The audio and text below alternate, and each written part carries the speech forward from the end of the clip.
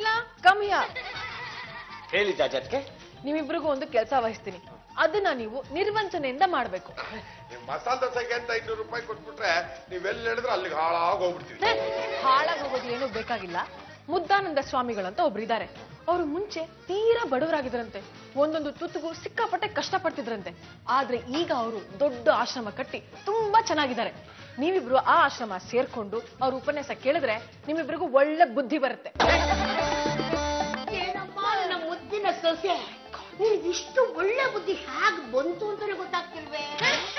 ಮುಂಗಾರು ವಾರಕ್ಕೆ ಮುಂಚೆನೆ ಬಂತಲ್ಲ ಅತ್ತೆ, ಅದಕ್ಕೆ ಬುದ್ಧಿ ಚಿಗುರು ಬಿಟ್ಟಿದೆ. ಚಂಪಾ, ಡೋಂಟ್ ಟಾಕ್ ರಬಿಶ್. ಇವರಿಬ್ರು ಲೈಫ್ ನ ಸೆಟ್ಲ್ ಮಾಡ್ಬೇಕು ಅಂತ ಡಿಸೈಡ್ ಮಾಡ್ಬಿಟ್ಟಿದೀನಿ. ಸರಿ ಕಂಡ್ರು, ಹಾಗಿದ್ರೆ ಬರ್ತಾ ಚೆನ್ನಾಗಿ ಕಟ್ಟಿಸ್ಕೊಂಡ್ ಬನ್ನಿ. ಏನೇನಾ ಮಸಾಲ ದೋಸೆನಾ? ಅಲ್ಲ, ಬುದ್ಧಿನ. ಆಡಮಾತಿಗೊಂದು ಅರ್ಥ ಬಿಡ್ಬೇನೆ, ಬುದ್ಧಿನೆಲ್ಲ ಕೆಟ್ಟಕ್ಕೊಂಬರ್ತಾರ. ಬೋಧನೆ ಮಾಡಿದ ಬುದ್ಧಿನೆಲ್ಲ ಅಲ್ಲೇ ಬಿಟ್ಟು ಬರ್ತಿರಲ್ಲ, ಅದಕ್ಕೆ ಹೇಳಿದೆ. ರಾಜವ್ರೆ, ನಮ್ಗೆ ಸಿಕ್ಕಾಪಟ್ಟೆ ಅವಮಾನ ಆಗಿದೆ. ನೀವು ನಮ್ಗೆ ಕೊಟ್ರೆ ನಾವು ಹೊರಟ್ಬಿಡ್ತೀವಿ. ನೋಡಿ, ಆಶ್ರಮದಲ್ಲಿ ಎಲ್ಲಾ ವ್ಯವಸ್ಥೆನೂ ಇರುತ್ತೆ. ಊಟ ತಿಂಡಿ ಕರೆಕ್ಟ್ ಟೈಮಿಗೆ ಕೊಡ್ತಾರೆ. ಆರಾಮಾಗಿರಿ. ನಾನು ಹೇಳೋವರೆಗೂ ಮನೆಗೆ ವಾಪಸ್ ಬರ್ಬೇಡಿ. ಬಾಯ್. ಅತ್ತೇವ್ರೆ ಬಾಯ್. ಚಂಪ, ಇನ್ಮೇಲೆ 3 ಊಟ ಕಟ್ ಮಾಡಿ. ಅತ್ತೆ, ಹೋಗಿದ್ ಇಬ್ರಲ್ವಾ? ಅಳಿಯನ್ ಗೆಲುವು 1, ಪದ್ದುದು 2. ನಮಸ್ಕಾರ ಬಾಬಾ, ಚೆನ್ನಾಗಿದ್ದೀರಾ? ನಮಸ್ಕಾರ. ಅಲ್ಲ ಕಣ್ರ, ಆಶ್ರಮದಲ್ಲೇ ಬಿಟ್ಟಿ ಕೂಳನ್ನ ತಿನ್ಕೊಂಡು ಬಿದ್ದಿರ್ತೀರಾ. ಜಾತಿ ಜಂಬಲ್ದಿನ್ನಿಯವರು ಬಂದು ನಿಮ್ಮನ್ನ ಕರೆಯೋ ತನಕ ನೀವು ಮನೆಗೆ ಯಾವುದೇ ಕಾರಣಕ್ಕೂ ವಾಪಸ್ ಬರಲ್ಲ ಅಂತ ನಾನ್ ತಿಳ್ಕೊಂಡಿದ್ರೆ ಆಗ್ಲೇ ಒಂದೇ ದಿನಕ್ಕೆ ಮತ್ತೆ ವಾಪಸ್ ಬಂದ್ಬಿಟ್ಟಿದ್ರಲ್ಲ ನಾಯಿಗಳ. ನಿಮ್ಮ ಜನ್ಮಕ್ಕೆ ನಾಚಿಕೆ ಅನ್ನೋದಾಗಲ್ವೇನ್ರ? ಏನು ಯಜಮಾನ್ರೆ, ಯಾವ್ದೇ ಕಾರಣಕ್ಕೂ ನಾನು ಇವ್ರಿಗೆ ಬೇಯಿಸಾಕಕ್ಕಾಗಲ್ಲ. ಈಗೇನೋ ನಾವ್ ಮನೆ ಬಿಟ್ಟು ಹೋಗ್ಬೇಕಣ್ಣ. ನೀನು ಹೋಗು ಅಂತೇಳ, ನಾವಿಬ್ರು ಈ ಕ್ಷಣನೇ ಮನೆ ಬಿಟ್ಟು ಹೋಗ್ಬಿಡ್ತೀವಿ. ಆಮೇಲೆ ಕೋಟ್ಯಾಂತರ ರೂಪಾಯಿ ಲಾಸ್ ಆಗೋದು ನಿಮ್ಗೆ. ಏ ದಂಡ ಪಿಂಡಗಳ, ನೀವು ಹೋಗುವುದರಿಂದ ನನಗೆ ಕೋಟ್ಯಾಂತರ ರೂಪಾಯಿ ನಷ್ಟ ಆಗುತ್ತಾ? ಅದು ಹೆಂಗ್ರಪ್ಪ? ನಾವು ಆಶ್ರಮಕ್ಕೆ ಹೋಗಿದ್ವಿ, ಸ್ವಾಮಿ ಮುದ್ದಾನಂದ ಅವರ ದರ್ಶನ ಮಾಡಿದ್ವಿ. ಅವ್ರು ಎಂತ ಸರಳ ಜೀವಿ ಅಂತ ನಿನಗೆ ಗೊತ್ತೇನು? ಬಾಬಾ, ಅವ್ರ ಮನಸ್ಸು ಮಗುವಿನ ತರ. ಅವರು ತಮ್ಮ ಕಷ್ಟಗಳನ್ನೆಲ್ಲ ನಮ್ಮ ಹತ್ರ ಹೇಳ್ಕೊಂಡ್ರು. ನೋಡಿ ಪದ್ದು ಬಿಟ್ಲ, ನಾನು ಆಶ್ರಮನ ದೊಡ್ಡದ್ ಮಾಡ್ಬೇಕು ಅನ್ಕೊಂಡಿದ್ದೀನಿ. ಅದಕ್ಕೆ ಜಮೀನ್ ಖರೀದಿ ಮಾಡ್ಬೇಕು, ಯಾವ್ದಾದ್ರು ಒಳ್ಳೆ ರಿಯಲ್ ಎಸ್ಟೇಟ್ ಏಜೆಂಟ್ ಇದ್ರೆ ನಂಗೆ ತಿಳಿಸ್ತೀರಾ ಅಂತಂದ್ರು. ಅದಕ್ಕೆ ನಾವು ಪಾಂಡುರಂಗ ಗಂಡುಗಲಿ ಅಂತ ಒಬ್ರಿದ್ದಾರೆ, ಅವರು ಅತಿ ಕಡಿಮೆ ಬೆಲೆಯಲ್ಲಿ ಒಳ್ಳೆ ಜಮೀನ್ ಕೊಡಿಸ್ತಾರೆ ಅಂತ ಹೇಳಿದ್ವಿ. ನೀವಿಬ್ಬರು ನನ್ನ ಪರವಾಗಿ ಆ ಸ್ವಾಮಿಗಳ ಹತ್ರ ಈ ತರ ಹೇಳಿದ್ರಿ ಅಂದ್ರೆ ನನಗೆ ಯಾಕೋ ಪಾಂಡುರಂಗ ಆಶ್ಚರ್ಯ ಆಗ್ತಾ ಇದೆ ಕಣ್ರ. ಬಾಬಾ, ಅವ್ರ ಹತ್ರ ಕೋಟ್ಯಾಂತರ ರೂಪಾಯಿ ಇದೆ. ಎಲ್ಲ ಭಕ್ತರು ಕೊಟ್ಟರು ಕಾಣಿಕೆ. ಅದು ಸರ್ಕಾರದಿಂದ ಆಗಾಗ 1 ಕೋಟಿ 2 ಕೋಟಿ ಸ್ಯಾಂಕ್ಷನ್ ಆಗ್ತಾನೆ ಇರುತ್ತೆ. ಏ ಹೆಂಗಾರ ಮಾಡಿ ಆ ಸ್ವಾಮಿಗೆ ಪೂಸಿ ಹೊಡೆದ್ಬಿಟ್ಟು ಅವ್ರನ್ನೂ ಜೊತೆ ಕರ್ಕೊಂಡ್ಬರೋದು ಬಿಟ್ಟು ನೀವಿಬ್ಬರೇ ಬಂದಿದ್ದೀರಲ್ರು. ಅವ್ರನ್ನ ಕರ್ಕೊಂಬಂದ್ರೆ ನೀನ್ ಎಲ್ಲಿ ಬೈದ್ಬಿಡ್ತೀಯ ಅಂತ ನಾವ್ ಅವ್ರನ್ನ ಕರ್ಕೊಂಬರ್ಲಿಲ್ವಾ? ಲಾಭ ಆಗುತ್ತೆ ಅನ್ನೋದಾದ್ರೆ ನೀವು ಮನೆಗೆ ಬೇಕಾದವ್ರನ್ನ ಕರ್ಕೊಂಡ್ಬರ್ರೋ, ಅದೇ ನಷ್ಟ ಆಗುತ್ತೆ ಅನ್ನೋದಾದ್ರೆ ನೀವು ಕೂಡ ಅವ್ರ ಜೊತೆನೆಲ್ಲ ಮನೆ ಬಿಟ್ಟು ಹೋಗ್ಬಿಡ್ರ. ಲೇ ಚಂಪಾ, ನಮ್ಗೆ ಬಿಸಿ ಬಿಸಿ ಕಾಫಿ ಕುರ್ಕುಲ್ ತಿಂಡಿ ತಗೊಂಬರ. ಏನು ನನ್ಗೆ ರೋಪ್ ಹಾಕ್ತೀರಾ? ಇವಾಗೇನು ಅವ್ರು ತಂದು ಕೊಡ್ತಾಳೆ, ನಾವ್ ಇಲ್ಲಿಂದ ಹೊರಡದ. ಏ ಒಂದ್ ನಿಮಿಷ ಇರ್ರಪ್ಪ. ಇವರಿಬ್ರು ಯಾರು ಅನ್ಕೊಂಡ್ಬಿಟ್ಟಿದ್ಯಾ? ಇವರಿಬ್ರು ಈ ಮನೆಯ ಗಣ್ಯ ವ್ಯಕ್ತಿಗಳು. ಇವ್ರು ಕೇಳಿದ್ದನ್ನ ತಂದು ಕೊಡೋದಷ್ಟೇ ನಿನ್ನ ಕರ್ತವ್ಯ. ಏನು ಯಜಮಾನ್ರೆ? ಹೋಗಿಲ್ಲ ಅಂದ್ರೆ ಕೆನ್ನೆಗಾಡ್ ಬಿಟ್ಬಿಡ್ತೀನಿ. ಕಂದ ಮಗಳ, ನೀವೇ ತಿಂತೀರ ಅಥವಾ ನಾನು ತಿನ್ನಿಸ್ಲಪ್ಪ? ಮಣಿ ಕಳ್ಸಲ್ಲ ತಿನ್ಸ. ಅನ್ನೋ ರಾಜ. ಬಾಬಾ ಬಾಬಾ ಬಾಬಾ, ಅಯ್ಯೋ ಅಗಿದಕ್ಕೆ ಟೈಮ್ ಕೊಡಿ. ಹಂಗ್ ಸುರುಕ್ತಿದ್ರೆ ಹ್ಯಾಕ್ ತಿನ್ನೋದು? ಹೇಳಿ ಅಂದ್ರೆ ನಮ್ಮ ಪದ್ದಪ್ಪ ಈ ಮನೆಯ ಒಂಟೆ ಇದ್ದಂಗೆ ಕಂಡ್ರೆ. ಈ ಒಂಟೆ ಡುಬ್ಬದಲ್ಲಿ ನೀರನ್ನ ಸ್ಟಾಕ್ ಮಾಡ್ಕೊಳತ್ತಲ್ಲ, ಅದೇ ತರ ನಮ್ಮ ಪದ್ದಪ್ಪ ಫುಡ್ನ ಅಕ್ಕಪಕ್ಕ ಹೊಟ್ಟೆಲ್ಲಿ ಸ್ಟಾಕ್ ಮಾಡ್ಕೊಂಡ್ಬಿಡ್ತಾನೆ. ಆಮೇಲೆ ಅವ್ರಿಗೆ ಯಾವಾಗ ಹೋಗ್ಬೇಕು ಅವಾಗೆಲ್ಲ ಹಾಕ್ತಾನೆ. ನೀವೇ ಸುಳ್ಳಿದ್ರ ನಿಪ ಪಾಂಡುರಂಗ ಅಪ್ಪಾಜಿ ಬರ ಇಲ್ಲಿ. ಮೇಳಪ್ಪಾಜಿ, ಈ ಬಿಸ್ನೆಸ್ ಕುದುರಿದ್ರೆ ನಮ್ಗೆ ಕಮಿಷನ್ ಅಂತ ಎಷ್ಟು ಕೊಡ್ತೀಯಾ? ಲೇ ರಾಜ, ಏನೋ ಈ ತರ ಕೇಳ್ಬಿಟ್ಟೆ. ಇನ್ನು ಬಿಸ್ನೆಸ್ ಕೈಗೆ ಬಂದಿಲ್ಲ ಕಣ. ಮಸಾಜ್ ಮಾಡ್ಲೇನ ರಾಜ? ಸ್ವಲ್ಪ ತೆಗ್ದು ಟಕ್ ಟಕ್ ಟಕ್ ಟಕ್ ಟಕ್. ಅದನ್ನ ನೋಡ್ರು, ನೀವು ಕೋಟಿ ಕೋಟಿ ಬಿಸ್ನೆಸ್ ನ ಕೊಡ್ತೀರಾ ಅಂದ್ಮೇಲೆ ನಾನು ನಿಮ್ಮಿಬ್ರು ಬರೀ ಕೈಯಲ್ಲಿ ಕಳ್ಸಕ್ಕಾಗತ್ತೆ ಅಂದ್ರ? ದೋಸೆ ತಿನ್ನೋದಕ್ಕೆ ಅಂತ ನಾನು ನಿಮ್ಮಿಬ್ರಿಗೂ 200 ಕೊಡ್ತೀನಿ ಕಣ್ರ. ನೀವು ಕೋಟ್ಯಾಂತರ ರೂಪಾಯಿ ಲಾಭ ಮಾಡ್ಕೊಳ್ಳೋದು, ನಮ್ಗೆ ಬರೀ 200 ಇದು ಯಾವ ನ್ಯಾಯ ರೀ? ಅಂದ್ರೆ ಮಸಾಜ್ ಅದು ನೋಡಿ ಹೇಳಿ ಅಂದ್ರೆ ಮೊದಲು ಆ ದುಡ್ಡು ನನ್ನ ಕೈಗೆ ಬಂದ್ಬಿಡ್ಲಿ, ಡೀಲು ಕುದುರ್ಬಿಡ್ಲಿ. ಆಮೇಲೆ ನಿಮಗೆ ಪ್ರತಿನಿತ್ಯ ಬೆಳಗ್ಗೆ 200, ಮಧ್ಯಾಹ್ನ 200, ಸಂಜೆನೂ 200. ಅಷ್ಟೇ ಯಾಕಪ್ಪ, ನೀವು ರಾತ್ರಿ ಮಲಗಿದ್ದಾಗ ನಿಮ್ಮನ್ನು ಎಬ್ರಿಸಿ 200 ಕೊಡ್ತಾ ಹೋಗ್ತೀನಿ. ನೀವು ಸಾಕು ಸಾಕು ಅಂದ್ರು ನಾನು ಕೊಡ್ತಾನೇ ಹೋಗ್ತೀನಿ.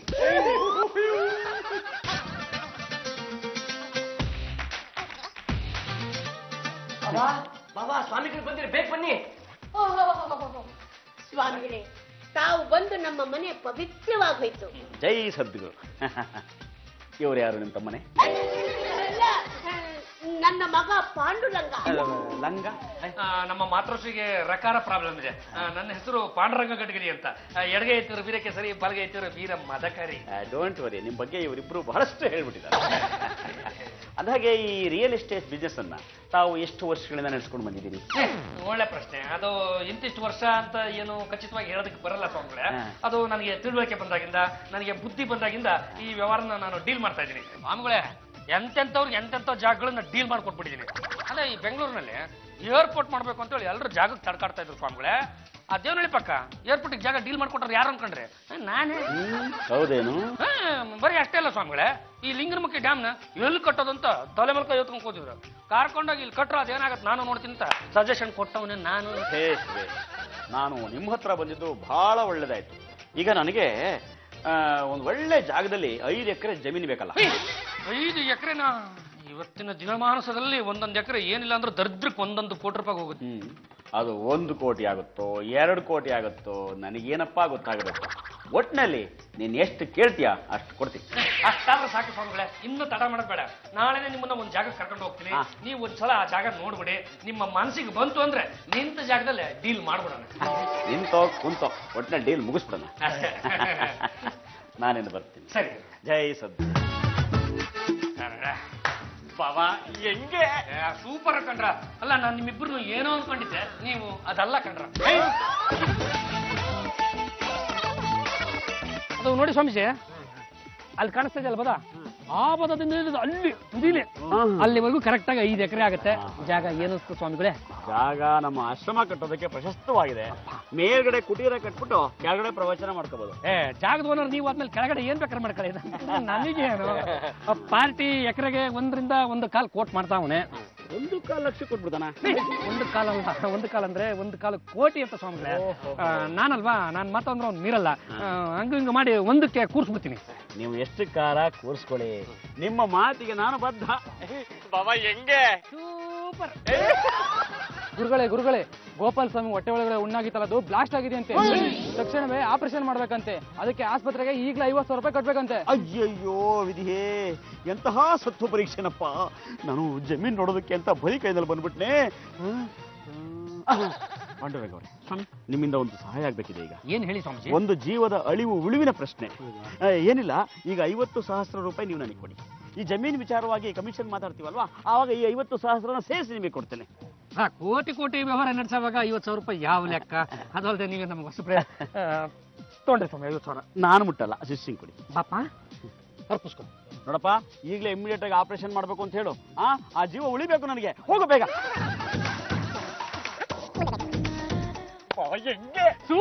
ಸೂಪರ್. ಅಣ್ಣಯ್ಯ, ನಾನ್ 10 ರೂಪಾಯಿ ಕೇಳಿದ್ರೆ ಕೊಡೋದಕ್ಕೆ ಹಿಂದೆ ಮುಂದೆ ನೋಡ್ತೀಯಾ? ಅಂತರದಲ್ಲಿ ಯಾವ್ದೋ ಸ್ವಾಮೀಜಿಗೆ 50,000 ರೂಪಾಯಿ ತಟ್ ಅಂತ ಕೊಟ್ಬಿಟ್ಟಿಯಂತೆ. ಅವ್ರ ಕಡೆಯಿಂದ ನಮಗೆ ಕೋಟಿ ಬರುತ್ತೆ, ಹಂಗಾಗಿ ನಾವು ತಟ್ ಅಂತ ಕೊಟ್ಟು ಬಿಡ್ತೀವಿ. ಆ ಸ್ವಾಮೀಜಿನ ಕರ್ಕೊಂಬಂದಿದ್ಯಾರು? ನಮ್ಮ ಯಜಮಾನ್ರು ಮತ್ತೆ ಪದ್ದು ತಾನೆ? ಯಾವ ಅಯೋಗ್ಯ ತಾನೇ ಇಲ್ಲ ಅಂತ ಹೇಳಿದ್ದು. ಅಂದ್ಮೇಲೆ ಅವ್ರಿಬ್ರಿಗೆ ಏನ್ ಕೊಟ್ಟಿದ್ಯಾ? ಎಲ್ಲ ಡೀಲ್ ಆಗ್ಲಿ, ಆಮೇಲೆ ಕೊಡೋದು ನಾವು ಕೊಡ್ತೀನಿ. ಸರಿ, ನಂಗೀಗ 5,000 ರೂಪಾಯಿ ಬೇಕು, ಕೊಡು. ಅದು ಯಾಕೋ? ಈಗ ಏನಾದ್ರೂ ಕೊಡ್ಲಿಲ್ಲ ಅಂದ್ರೆ ನಾನ್ ನಮ್ಮ ಯಜಮಾನ್ರಿಗೆ ಹೇಳಿ ಆ ವ್ಯವಹಾರಕ್ಕೆ ಕಲ್ಲು ಹಾಕ್ಸ್ತೀನಿ. ತೆಗೆದ್ರು ಸಾಕು, ಈ ಮನೆ ಜನಗಳು ಪಿಂಡ ತಿನ್ನಕ್ ಬರೋಕ್ ಆಗೇ ತರ ಕಾಕ ಅನ್ಕೊಂಡ್ಬಂದ್ಬಿಟ್ಟು. ಏನಪ್ಪ ಪಾಂಡುರಂಗ, ನಾನು 50,000 ಕೇಳಿದ ಕೂಡಲೇ ಟಕ್ ಅಂತ ಕೊಟ್ಬಿಟ್ಟಿಲ್ಲಪ್ಪ. ಅಯ್ಯೋ ಸ್ವಾಮಿಗಳೇ, ಕೊಡೋದಕ್ಕೆ ನಾನು ಯಾರು, ಕೇಳೋದಕ್ಕೆ ನೀವ್ಯಾರು? ನಾನಿಲ್ಲಿ ಕೇವಲ ನಿಮಿತ್ತ ಸ್ವಾಮಿಗಳೇ, ನಿಮಿತ್ತ. ಸರಿಯಾಗಿ ಹೇಳಿದೆ. ಒಂದು ವಿಚಾರ ಹೇಳ್ತೀನಿ ಕೇಳು.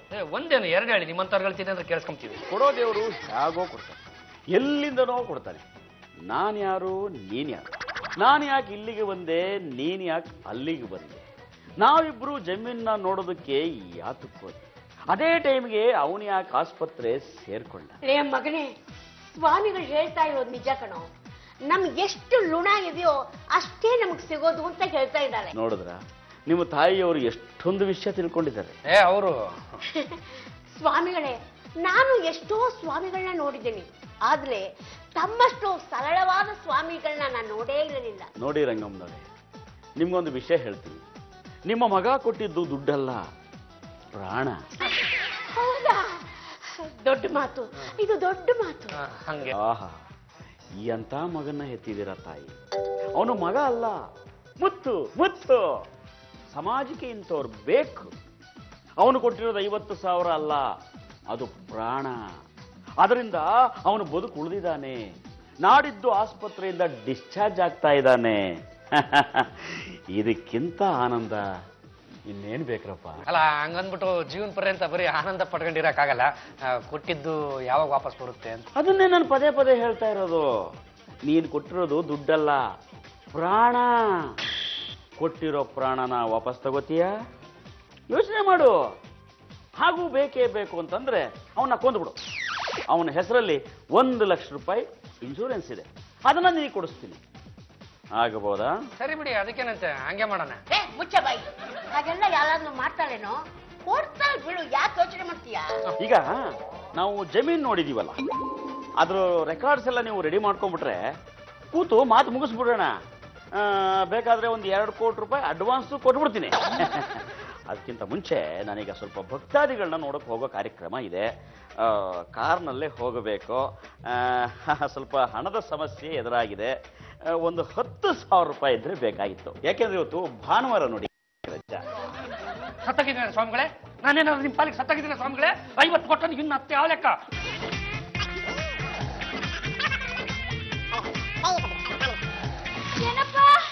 ಏನಪ್ಪ ಬನ್ನಿ. ಏನಮ್ಮ ಪಲ್ಲ?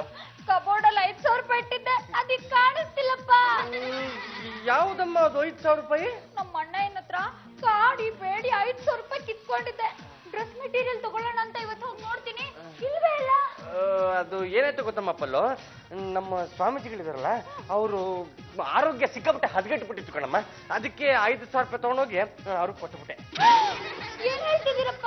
ಏನ್ ಆಡ ಮಾತು ಒಂದು ಅರ್ಥ ಬೇಡವೇನಮ್ಮ? ನಮ್ಮ ಸ್ವಾಮೀಜಿಗಳು ಅನಾರೋಗ್ಯದಿಂದ ಬಳಲ್ತಾ ಇದ್ದಾರೆ, ನಾವದು ನೋಡ್ಕೊಂಡು ಸುಮ್ಮನಿರಕ್ಕಾಗತ್ತಾ? ನಾನು ಸೀದಾ ಡಾಕ್ಟರ್ ಕರ್ಕೊಂಡು ಹೋದೆ, ಟ್ರೀಟ್ಮೆಂಟ್ ಕೊಡಿಸ್ದೆ, 5,000 ರೂಪಾಯಿ ಅಲ್ಲೂ ಸರಿಯುತ್ತೆ. ನಾನೇನ್ ಮಾಡ್ಲೆ? ಅಣ್ಣಯ್ಯ ಬಾಲಿ. ಏನಮ್ಮ ದೇವ್ರ ಕೊಟ್ಟಂಗೆ? ಅಣ್ಣಯ್ಯ, ನೀನ್ ಕೊಟ್ಟಿದ್ದ 5,000 ರೂಪಾಯಿನ ರೂಮಲ್ಲಿ ಭದ್ರವಾಗಿಟ್ಟಿದ್ದೆ. ಇವರು ಆ ದುಡ್ಡನ್ನು ತಗೊಂಡೋಗಿ ಸ್ವಾಮೀಜಿ ಕೊಟ್ಟಿದ್ದಾರೆ. ಮೊದಲಿಗೆ ನಾನು 50,000 ರೂಪಾಯಿ ಕೊಟ್ಟಿದ್ದೆ, ಅದ್ರ ಮೇಲೆ ಮತ್ತು 10,000 ರೂಪಾಯಿ ಕೊಟ್ಟೆ. ಇಷ್ಟ್ರ ಮೇಲೆ ನೀವು 5,000 ರೂಪಾಯಿ ಕೊಟ್ಟಿದ್ದೀರ. ಈಗ ನಾವು ಕೊಡ್ತಾ ಹೋದ್ರೆ ಅವರಿಂದ ತಗೊಳ್ಳೋದು ಯಾವಾಗ? ಲಂಸಮಲ್ ತಗೊಳ್ಳೋರಂತೆ ಬಿಡಿ ಬಾಬಾ. ನಿಮ್ ಹಾಗೆ ಟೋಪಿ ಹಾಕಿಸ್ಕೊಳ್ಳೋರು ಇಡೀ ಜಗತ್ನಲ್ಲೇ ಯಾರು ಇಲ್ಲ. ಏನ್ ಹೇಳ್ತಾ ಇದೀಯ ನೀನು? ತರಕಾರಿ ತಗೋಣ ಅಂತ ಮಾರ್ಕೆಟ್ ಹೋದಾಗ ಆ ಮಾರ್ಕೆಟ್ ನಲ್ಲಿ ಎಲ್ಲರೂ ಮುದ್ದಾನಂದ ಸ್ವಾಮೀಜಿಗಳ ಬಗ್ಗೆನೇ ಮಾತಾಡ್ತಾ ಇದ್ರು. ಏನಂತ? ಅಯ್ಯಪ್ಪ, ಹೀಗೆ ಎಷ್ಟೋ ಜನಕ್ಕೆ ಟೋಪಿ ಹಾಕಿದಾರಂತೆ. ಅವರು ಬರೀ ಸ್ವಾಮೀಜಿ ಅಲ್ಲ, ತುಂಬಾ ದೊಡ್ಡ ಕ್ರಿಮಿನಲ್ ಅಂತ ಮಾತಾಡ್ಕೊತಾ ಇದ್ರು.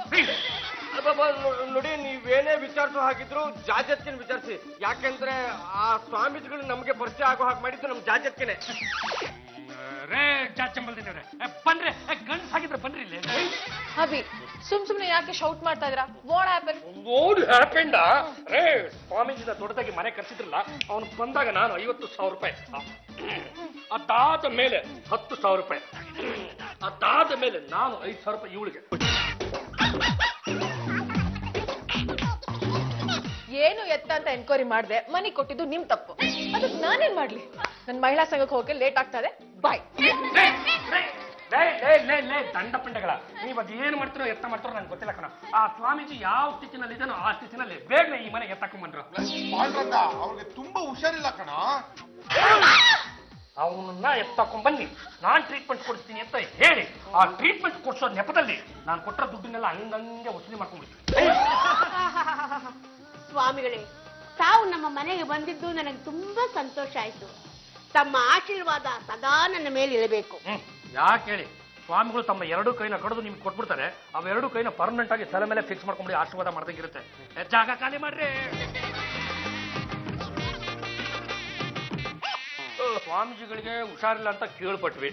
ಹೌದಪ್ಪ, ಮನುಷ್ಯ ಅಂತ ಹುಟ್ಟಿದ ಮೇಲೆ ಕಾಯಿಲೆಗಳು ಮನುಷ್ಯನಿಗೆ ಬರದೆ ಮರಕ್ಕೆ ಬರುತ್ತವ. ನೀವೇನು ಯೋಚನೆ ಮಾಡಬೇಡಿ, ನಮ್ಮ ಫ್ಯಾಮಿಲಿ ಡಾಕ್ಟರ್ ಮಮ್ಮಟ್ಟಿ ಅಂತ ಇದ್ದಾರೆ, ಅವ್ರು ಇನ್ನೇನು ಬರ್ತಾರೆ, ಅವರಿಂದ ನಿಮಗೆ ಟ್ರೀಟ್ಮೆಂಟ್ ಕೊಡಿಸ್ತೀವಿ.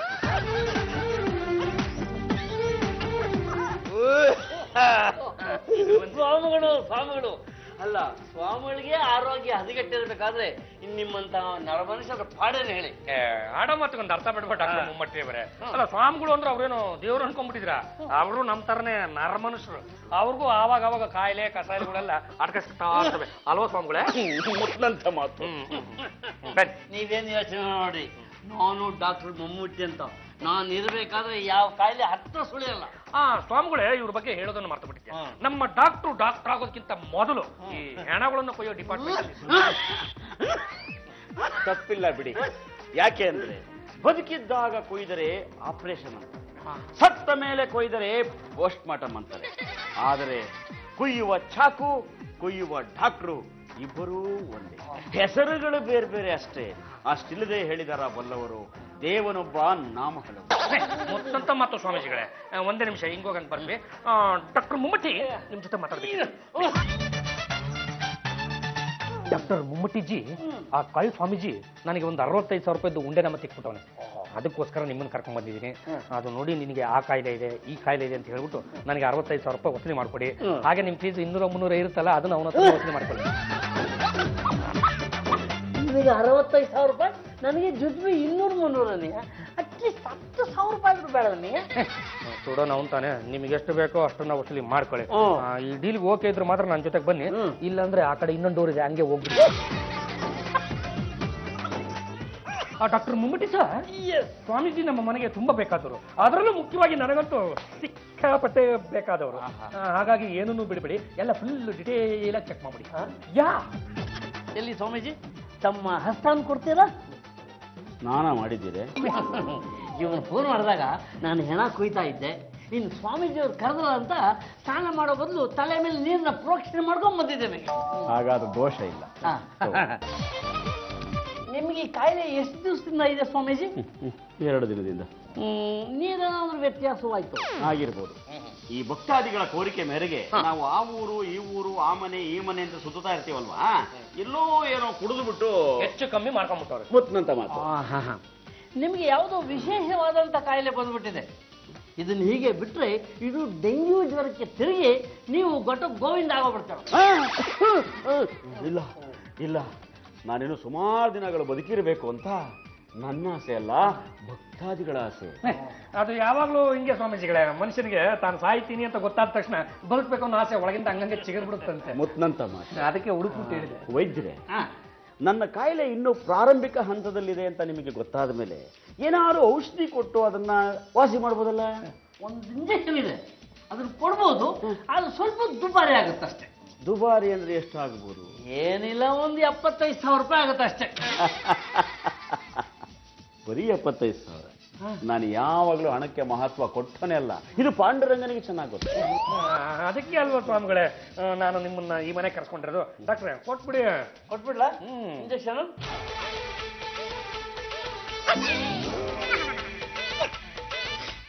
ಶಿಷ್ಯ, ಗುರುಗಳೇ, ಚೆಕ್ ಬುಕ್ ತೆಗಿ. ವಾಸಿ ಆಗತ್ತಲ್ಲ?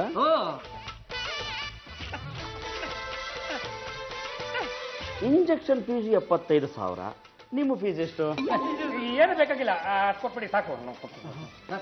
ಎಲ್ಲಾದ್ರೂ ಉಂಟೆ, ನಮ್ಮ ಮನಃಶಾಂತಿ ಒಪ್ಪಲ್ಲ. ಇವ್ರದ್ದು ಸೇರಿಸಿ ರೌಂಡ್ ಫಿಗರ್ 80.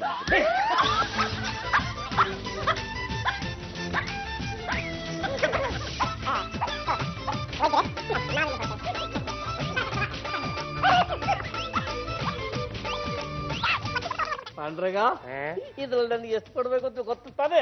ಗೊತ್ತಿಲ್ಲದೆ ಏನ್ ಡಾಕ್ಟ್ರೆ, ಸುಚ್ಚಿರೋ ಒಂದು ಗುಂಡು ಪಿನ್ನಿಗೆ ಕುಂಕುಮ ನೀರಿಗೆ ಇನ್ನೆಷ್ಟು ಕೊಟ್ಟಾರೋ? 1,500 ರೂಪಾಯಿ ಕೊಡ್ತೀನಿ, ಲೈಫ್ ಎಂಜಾಯ್ ಮಾಡ್ಬಿಡಿ. ಆಗಲ್ಲ, ಮುಂಚೆನೆ ಮಾತುಕತೆ ಆಗಿದೆ. 10,000 ರೂಪಾಯಿ ಕೊಡ್ತೀನಿ ಅಂತ ಹೇಳಿದ್ಯಾ ನೋಡಯ್ಯ, ಅದ್ರ 65 ನೀರು ತಗೊಂಡು 15 ನನ್ಗೆ ಕೊಡು. ಕೊಡ್ಲಿಲ್ಲ ಅಂದ್ರೆ ಸ್ವಾಮೀಜಿಗೆ ಫೋನ್ ಮಾಡಿ ಹೇಳ್ಬಿಡ್ತೇನೆ. ಕಟ್ಟ ಕಡೆ ತುಂಡಿ ಕಣೆ, ನಾನು ಇಟ್ಟರಿಗಿಚ್ಚಿ ಹೊಡೆದ್ರೆ ಗುನ್ನ. ಏನಂದೆ ಜೀವಮಾನ ಪೂರ್ತಿ ಬರೀ ನಿಮ್ದು ಟೋಪಿ ಹಾಕ್ಸ್ಕೊಳ್ಳೋದಾಗೋಯ್ತು. ಆ ಸ್ವಾಮೀಜಿ ಹಂಗೆ, ಆ ಸ್ವಾಮೀಜಿ ಹಿಂಗೆ ಅಂದಲ್ವಾ? 65,000 ರೂಪಾಯಿ ಕೊಟ್ಬಿಟ್ಟು 80,000 ರೂಪಾಯಿ ವಸೂಲಿ ಮಾಡಿದ್ದೀನಿ. ಆ ಸ್ವಾಮೀಜಿನೂ ಚೆಕ್ ಬರಕ್ ಕೊಟ್ಟವನೆ. ಆ ಚೆಕ್ ಹಾಕಿ ದುಡ್ಡನ್ನು ತರೋದಕ್ಕಿಂತ ದಾಂಡ ಪೆಂಡಿಗೆ ಕಳಿಸಿದ್ದೀನಿ. ನೋಡಿ ಬಂದೇ ಬಿಟ್ರು. ಡಾಕ್ಟರ್ನ ತುಂಬಾ ಕಾಯತನ ಮಾಡ್ಬಿಟ್ರಲ್ರ. ಏನ್ವೇ ಥ್ಯಾಂಕ್ಸ್ ಡಾಕ್ಟರ್. 20 ರೂಪಾಯಿ ಖರ್ಚು ಮಾಡಿ ನಂಗೆ ಟೀ ಕುಡಿಸ್ಬಿಟ್ಟಿದ್ರ? 80,000 ಕರೆಕ್ಟ್ ಆಗಿ ಎಣಿಸ್ಕೊಂಡ್ ಬಂದಿದ್ದೆ ತಾನೆ? ಎಣಿಸ್ಕೊಂಡ್ ಬರೋದಿಕ್ಕೆ ಬ್ಯಾಂಕ್ ಇದ್ರೆ ತಾನೆ. ಇವತ್ತು ಬ್ಯಾಂಕ್ ರಜವಂತ. ಆ ಬ್ಯಾಂಕ್ ಮುಚ್ಚಿ ಆಗ್ಲೇ 10 ವರ್ಷ ಆಗಿದೆಯಂತೆ. ಯಾವನೋ ಈ ಚೆಕ್ ನಿಮಗ್ ಕೊಟ್ಟಿದ್ದು ಮಕ್ಕು ಕಳಿಸಿದ್ರು. ಏನು ಯಜಮಾನ್ರೆ, ಇದಕ್ಕೇನ್ ಹೇಳ್ತೀರಾ? ಇದು ಗಂಡು ಮಕ್ಕಳ ವ್ಯವಹಾರ, ನಾವೇನೋ ತಲೆ ಕೆಡ್ಸ್ಕೊಂಡಿದ್ವಿ. ಹೆಣ್ಣಂಗ್ಸರು ಬಾಯಕ್ ಬರೋದು, ನೀನು ಜಾಗ ಖಾಲಿ ಮಾಡು. ಆಗಲ್ಲ. ಅದೆಲ್ಲ ಬೇಕಾಗಿಲ್ಲ ಕಣ್ಯ. ನನ್ನ ಫೀಸು ಪ್ರೆಸ್ಟಿಗೆ ಕೊಡ್ತಿದ್ದು 20 ರೂಪಾಯಿ 2 ಸೇರ್ಸಿ ನೀನು ಕೊಡ್ಬೇಕು. ಡಾಕ್ಟ್ರೆ ಇಲ್ಲಿ ಮೊದಲೇ ನಂದು 65 ಕಿತ್ಕೊಂಡು ಹೋಗಿದೆ ಅಂತ ನಾನು ತಲೆ ಕೆಡಿಸ್ಕೊಂಡಿದ್ದೀನಿ. ಇಷ್ಟ್ರ ಮೇಲೆ ನಿಮ್ ಫೀಸ್ ಕೊಡಂದ್ರೆ ಎಲ್ಲಿಂದ ತಂದ್ಕೊಡ್ಲಿ? ಎತ್ತೋಗ್ರಿ ನಿಮ್ಮ ಮನೆಗೆ. ಇದೇ ಕಡೆ ಇನ್ನೊಂದು ಸಾರಿ ನೀನು ಹಾಗೆ ಹೇಗೆ ಅಂತ ನನಗೆ ಫೋನ್ ಮಾಡು. ಯಾವ್ದಾದ್ರು ಇಂಜೆಕ್ಷನ್ ತಗೊಂಡು ನೀನು ಕೊಟ್ಟು ಕೋಮಾ ಕಳಿಸ್ಬಿಡ್ತೀನಿ. 65 ಸಾವಿರ ಕಂಡ್ರು ಹೇಗೋ ಅವನಿಂದ ವಸೂಲಿ ಮಾಡೋದು? ಪಾಂಡುರಂಗ, ಮೈನಾವತಿ ಅನ್ನೋ ಶ್ರೀಮಂತೆ ತನ್ನ ಗಂಡನ ಬಿಟ್ಟು ಇರೋ ಆಸ್ತಿನೆಲ್ಲ ಆಶ್ರಮಕ್ಕೆ ಬರೆದು ಆ ಮುದ್ದಾನಂದ ಸ್ವಾಮಿಗಳಿಗೆ ಬೇರೆ ತರ ಶಿಷ್ಯ ಆಗೋ ಪ್ಲಾನ್ ಮಾಡ್ತಿದ್ದಾರೆ. ನೀನು ಅವ್ರನ್ನ ಹಿಡಿದ್ರೆ ನಿನ್ನ ದುಡ್ಡು ವಸೂಲಾಗ್ಬೋದು ನೋಡು. ಮೈನಾವತಿ ಮೇಡಮ್, ನಾವೇನು ನಿಮ್ಮ ಗಂಡನ್ ಬಿಟ್ಟು ತಮ್ಮ ಸಮಸ್ತ ಆಸ್ತಿನೂ ಆ ಮುದ್ದಾನಂದ ಆಶ್ರಮಕ್ಕೆ ಕೊಟ್ಟು ಅವರ ಪಟ್ಟ ಶಿಷ್ಯಾಗಿ ಹೋಗ್ಬೇಕು ಅಂತ ತೀರ್ಮಾನ ತಗೊಂಡಿದ್ರಿ ಅಂತ ನಾನು ಕೇಳ್ಪಟ್ಟೆ. ಮುದ್ದಾನಂದ ಸ್ವಾಮಿಗಳ ಪ್ರವಚನ ಕೇಳಿ ಕೇಳಿ ಕೇಳಿ ಮನ್ಸಾರ ಮನಸ್ಸೋತ್ಬಿಟ್ಟಿದ್ದೀನಿ. ಅದಕ್ಕೆ ನನ್ನ ಆಸ್ತಿ ಎಲ್ಲ ಬರೆದು ಪಟ್ಟ ಶಿಷ್ಯ ಆಗ್ಬೇಕು ಅಂತ ತೀರ್ಮಾನ ಮಾಡಿದ್ದೀನಿ. ಅದು ನೋಡಿ ಮೈನಾವತಿ ಮೇಡಮ್, ನೀವು ಯಾವತ್ತು ಆಶ್ರಮಕ್ಕೆ ಆ ಆಸ್ತಿಯನ್ನು ಬರೀತೀರೋ ಮಾರನೇ ದಿವಸನೇ ನೀವು ಫುಟ್ಪಾತಿಗೆ ಬಂದ್ಬಿಡ್ತೀರಾ. ಏನ್ ಹೇಳ್ತಾ ಇದ್ದೀರಾ ನೀವು? ಮತ್ತಿನ್ನೇನ್ರಿ, ನಿಮ್ ಬುದ್ಧಿಗೆ ಏನಾದ್ರು ಗೆದ್ದಿರ್ತಿದ್ಯೇನ್ರಿ? ಆ ಸ್ವಾಮೀಜಿ ಅಂತ ಅಂತ ಗೊತ್ತೇನ್ರಿ ನಿಮಗೆ? ಏನಾಗಿದೆ ಗೊತ್ತಾ? ಆಗಿದೆ ಕಣ್ರಿ. ಅಯ್ಯಯ್ಯೋ, ಅವ್ರು ತುಂಬಾ ಒಳ್ಳೆಯವರು ಅನ್ಕೊಂಡಿದ್ನಲ್ಲ. ನನ್ನ ಆಸ್ತಿ ಎಲ್ಲ ಬರ್ದು ಬಿಡ್ತಿದ್ದೆ. ಈಗ ಏನ್ ಮಾಡೋದು ಅಂತ ಗೊತ್ತಾಗ್ತಿಲ್ವೇ? ಅಲ್ಲ ನೋಡಿ ಮೈನಾವತಿ ಮೇಡಮ್, ನೀವು ನಾನು ಹೇಳದ ಹಾಗೆ ಕೇಳೋದಾದ್ರೆ ನನ್ನ ದುಡ್ಡನ್ನು ನಾನು ವಾಪಸ್ ತಗೋಬಹುದು. ಆ ಸ್ವಾಮೀಜಿಗೆ ಇಬ್ರು ಸೇರ್ಕೊಂಡು ಬುದ್ಧಿನೂ ಕಲಿಸ್ಬೋದು. ಏನಂತೀರಾ? ಹೇಗೆ? ಹಂಗೆ. ಓಕೆ. ಓ ಮೀನಾವತಿ, ಇಲ್ಲಿಗೆ ಯಾಕೆ ಬರೋದು ಹೇಳಿದೆ? ನಾವು ಆಶ್ರಮದಲ್ಲಿ ಗುಟ್ಟಾಗಿ ಮೀಟ್ ಮಾಡ್ಬೋದಾಗಿತ್ತಲ್ಲ. ನಿಮ್ಮ ಆಶ್ರಮದಲ್ಲಿ ಶಿಷ್ಯಂದಿರು ಜಾಸ್ತಿ ಜನ ಇದ್ದಾರೆ, ಗುಟ್ಟಾಗಿ ಮಾತಾಡೋದಕ್ಕೆ ಆಗೋದಿಲ್ಲ ಅಂದ್ಬಿಟ್ಟು ನಿಮ್ಗೆ ಇಲ್ಲಿಗೆ ಬರ ಹೇಳ್ದೆ. ಸರಿ, ಏನ್ ವಿಷಯ ಬೇಗ ಹೇಳು. ನನ್ನ ಗಂಡಂದು ಒಂದೇ ತಕರಾರು. ಏನಂತ ಅವನಿಗೆ? ಅವನಿಗೆ 65,000 ರೂಪಾಯಿ ಈಗ ಅರ್ಜೆಂಟಾಗಿ ಬೇಕಂತೆ. ಅದನ್ನ ಕೊಟ್ಬಿಟ್ರೆ ನಿನ್ನ ಆಸ್ತಿನ ನೀನ್ ಏನ್ ಬೇಕಾದ್ರೂ ಮಾಡ್ಕೊ ಅಂತಾನೆ.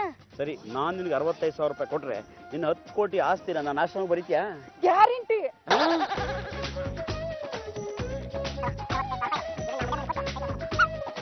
ಒಂದ್ ಸ್ವಲ್ಪ ಬರ್ತೀರಾ? ತಗೊಳ್ಳಿ ನಿಮ್ದು 65,000 ರೂಪಾಯಿ. ಇನ್ಮೇಲೆ ನಿಮ್ಗೂ ನಮ್ಗೂ ಯಾವ ಸಂಬಂಧನೂ ಇರೋದಿಲ್ಲ. ನಿಮಗೂ ನಮಗೂ ಸಂಬಂಧ ಇಲ್ಲ, ಹಾಗೆ ಸ್ವಾಮೀಜಿಗೂ ನಮಗೂ ಕೂಡ ಸಂಬಂಧ ಇಲ್ಲ. ಏ ಪಾಂಡುರಂಗ, ನೀನಾಕ ಇಲ್ಲಿ ಬಂದಿದ್ಯಾ? ತಲೆ ಮೇಲೆ ಮಾಡ್ಬಿಡ್ತೀನಿ ಕಾಳ್ ಸ್ವಾಮಿ. ಅದೆಷ್ಟು ಜನರು ತಲೆ ಹೊಡಿಬೇಕು ಅಂತ ಇದೆಯಾ ನೀನು? ನನ್ನ ಹತ್ರ 65,000 ರೂಪಾಯಿ ವಸೂಲಿ ಮಾಡಿದ್ದು ಅಲ್ದೆ ಪಾಪ ಈ ಅಮ್ಮನ 10 ಕೋಟಿ ಆಸ್ತಿ ಮೇಲೆ ಕಣ್ಣು ಹಾಕಿದ್ಯಲ್ಲ, ಇದ್ದೇ ಕಡೆ ಕಣ. ಇನ್ನೊಂದು ಸಲ ನೀನ್ ಏನಾದ್ರು ಕಾವಿ ಬಟ್ಟೆ ಹಾಕೊಂಡು ನನ್ನ ಕಣ್ಣಿಗೆ ಕಾಣಿಸ್ಕೊಂಡಿದ್ದೆ ಆದ್ರೆ 2 ಕಣ್ಣು ಕಿತ್ತಿ ಪೊಲೀಸರಿಗೆ ಒಪ್ಪಿಸ್ಬಿಡ್ತೀನಿ.